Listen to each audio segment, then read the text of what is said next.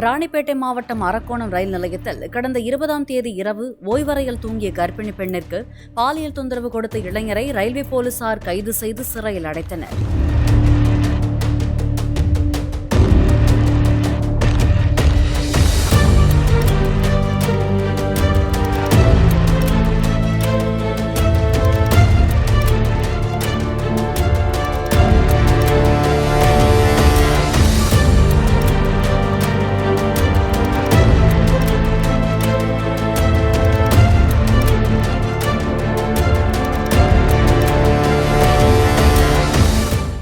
Play store மற்றும் app ஸ்டோரில் இருந்து பாலிமர் செயலியை QR கோடு மூலம் பதிவிறக்கம் செய்யுங்கள். செய்திகளை உடனுக்குடன் பெறுங்கள்.